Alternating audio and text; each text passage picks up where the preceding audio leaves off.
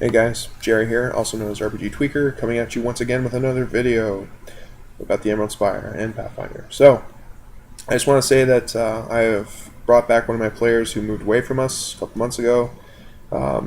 He was one of the founding members of my original gaming group, and we've missed him.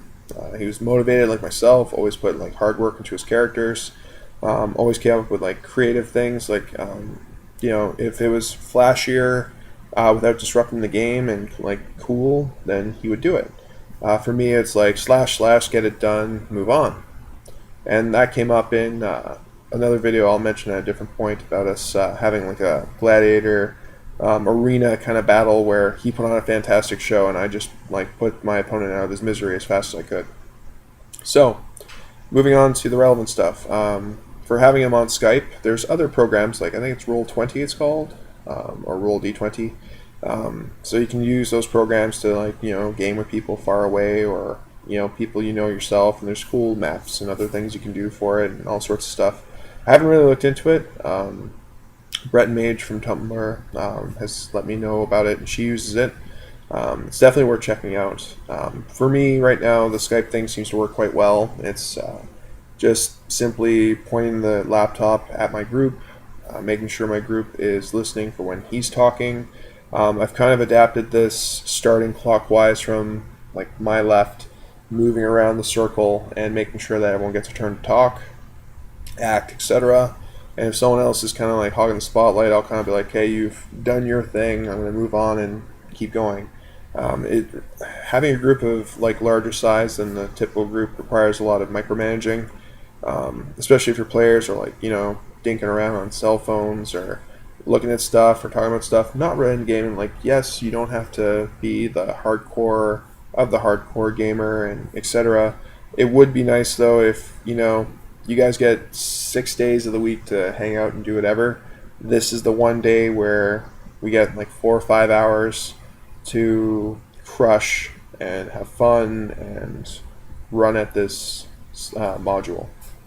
So anyway, the group, after recuperating, after losing their sorcerer paladin oracle mix, Gideon, due to his foolishness and such of basically suiciding himself against a boss and all his trouble, makes up a samurai, which we'll see how and if it all works out. So far it's worked out quite well, and no kind of like mistaken abilities or misread things so far, so we're good there.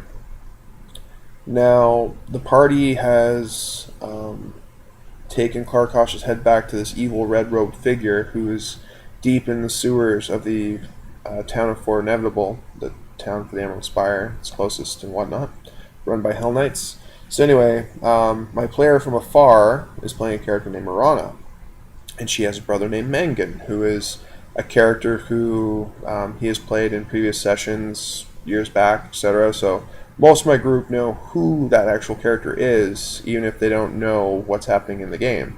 So the reason they're doing this is because my character Magda, as I mentioned briefly in my other video, has been taken hostage, being like mind slaved, as well as many other citizens for Inevitable are being enslaved by this red-robed figure.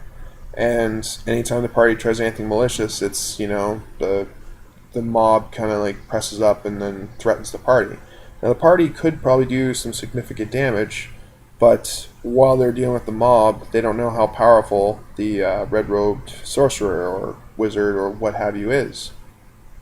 So they're like their own speculations, they're kind of like psyching themselves out, but they understand he's powerful because he's got all these people under his control. So Magda is kind of like his pride and joy. She's an unwilling slave for his attentions, and the party ranger Raz, who in-game is dating her, wants to save her.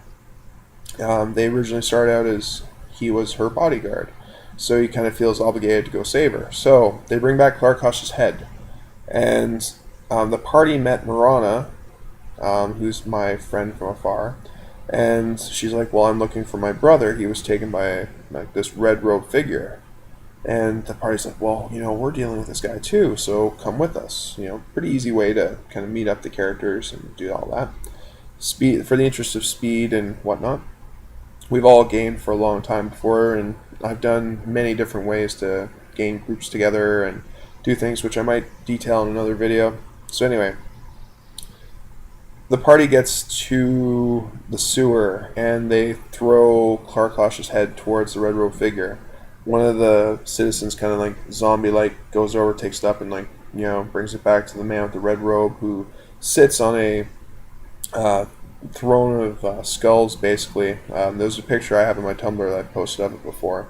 It's a really cool picture. So anyway, the party's then like, well, release Magda.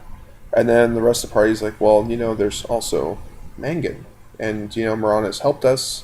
And he's like, well, you need to choose. And so I thought automatically that the players would choose Magda, and then Marana would be mad or something would happen. So I was trying to plan accordingly to that. But the party chose Mangan and left Magda under his control temporarily, because they're like, well, you've helped us so much, and I'm sure we can do something to free Magda, and we'll come back and we'll do this.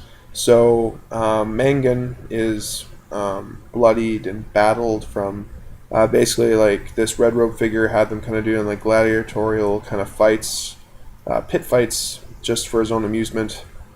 So he's being nursed back to health. His psyche's not quite all there because of the brainwashing, mind slaving kind of thing. So the party ranger Raz challenges the red robe figure. He's saying like, what do you want? We'll do it for you, and then I will fight your champion of your choosing for Magda's hand, where you let her go. And the red robe figure's intrigued, and he busts out this kind of like infernal magical contract thing, saying like, sure, I will gladly give you back your precious Magda for these two evil figures that have been the annoying thorn in my side. So he gives them the name of two characters from level 7 and level 8 of the Emerald Spire. One is a cleric, and another one is like this snake priest kind of thing. So level 7 and level 8, without giving any kind of real information away, are kind of connected to the Darklands, which are like the Pathfinder version of the Underdark, if you're familiar from like, say, Forgotten Realms or 3.5, etc. So the party then barrels into level 7 to try and find these two figures that they need to bring back, dead or alive, to save Magda, and to try and figure out what's going on with this red robe figure. Why is he doing all this? So the party makes good headway. The group kind of goes along and they fight some things and they go ahead and they do whatever. They do run into some trouble where one of the characters slips into a room, gets attacked by two kind of mutated snake men things, but then because of the way that one of them is blocking the door, the rest of the party can't help him. They one person kind of hurts, and the other two and the rest of the group's like, well, I can't do this. And I'm like, well, take it up with your team, not with me. Work it out amongst yourselves about hitting and moving, or taking turns, or maybe even trying to draw out the guys or do whatever. So anyway, the party made excellent progress. They've cleared level 7 without really killing their way through it. They kind of befriended these two kind of big boss figures from level 7, but really they're just kind of being used right now at their own convenience by these snake people, who are then sending them down to level 8 to kind of investigate and fight their way through and do some stuff. That's kind of where we ended up. So thank you for watching these videos, if you ended up watching them, and I will talk to you guys at a different point. I usually don't get too many views and whatnot, but if there's anything you ever want to see or have me talk about, or you want to message me about, feel free. I've got lots of experience under my belt, and I'm always willing to talk, especially about role-playing stuff. I can basically do that forever. And yeah, I hope you guys have a good day, and talk to you later. Bye, guys.